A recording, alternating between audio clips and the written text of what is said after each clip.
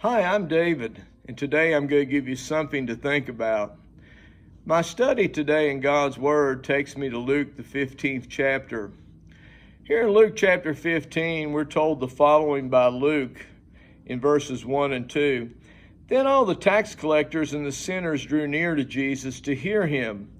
And the Pharisees and scribes complained, saying, "This man receives sinners and eats with them." Beloved, the scribes and the Pharisees were critics of Jesus all throughout his ministry, and they had a very interesting thought about sin. They believed that sin was like a communicable disease. It was one that could be passed on from the sinner to the righteous people. And so for that reason, they would not eat or drink or associate with those that they knew to be sinners, such as tax collectors, harlots, drunkards, that type of lot, because they were afraid that their sin might literally jump off of them and infect them with sin. Of course, Jesus never viewed it as such. And Jesus, in his response to these men, the scribes and the Pharisees, proceeds to tell them three stories, three parables. The first two parables are kind of minor parables for the most part, but they all make the same point, okay? The first one is a parable about a lost sheep. Now, if you love sweet little cuddly lambs, then hey, look, you could understand the need to go out and to find a lost sheep. And the owner certainly did just that in that parable. Now, the second parable is about a woman who loses a coin, a silver coin. Probably a denarii, probably about half a day's worth of wages, but it's very important to her because her husband probably worked really hard for about half a day just to make that one coin, okay? And so she searches the entire house, she sweeps, she lights a lamp, and eventually she finds it, and she goes to her friends and says, "Rejoice with me, for I found the lost coin." And then there's the third parable. The third thing that's lost, and the third thing that's lost is a son. This is the parable of the prodigal son. It's one of the two best known parables that the Lord gave. Usually when people think of the parables of the Lord, the first ones that come to mind are the parable of the prodigal son or the parable of the Good Samaritan. Those are usually the two best known. Now, in this particular parable, you have this young Jewish boy who wants to go out on his own, and so one day he develops the courage to go to his father and ask him for his share of the inheritance. Now, the fact that he did this thing tells us two things, okay? Number one, it tells us that his father must have been very rich. I mean, this guy must have been the Ben Cartwright of the first century, okay? Because generally speaking, most fathers did not have the money to have multiple inheritances. Usually the inheritance always went to the oldest son, and this was the younger son, okay? And so the father had to be loaded with a good bit of money. The second thing it tells us too is this young man didn't have a great deal of love or respect for his father, because this was really a sign of disrespect. Just go to your father and say, "Dad, I'd like to get my inheritance now." It's not something that you would do, okay? You just wouldn't do, especially in Jewish culture in the first century.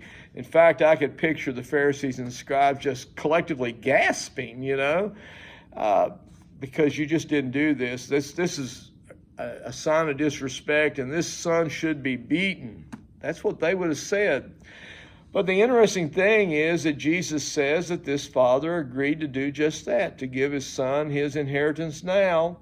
And we're told that he went away to a far country not many days afterwards.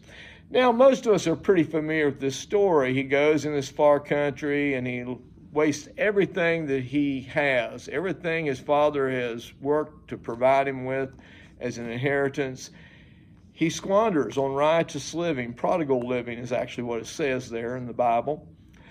And he begins to become in want. Well, just when you think things couldn't get any worse, guess what? They do. a famine occurs in the land, and so this kid, he is a consumer and not a producer, so he is in big trouble. And he is starving to death. The only job he can find is feeding pigs. Not very glorious employment for a Jewish young man. And so he comes to his senses. And he goes back to his father. He doesn't want to go back as a son because he feels like, well, he's not worthy of being his son anymore. So he proposes that he will go back and ask his father if he'll just make him one of his hired hands, because the hired hands seem to do pretty well for themselves. Well, whenever he gets to his father runs to him and embraces him and kisses him. And you got to understand, this kid probably had been with the hogs, too. So, but dad doesn't care, okay, because he loves his son. Well, he restores him, not as a hired hand, but as a son. But there's a second son in this story, too. And here's what I want you to think about today.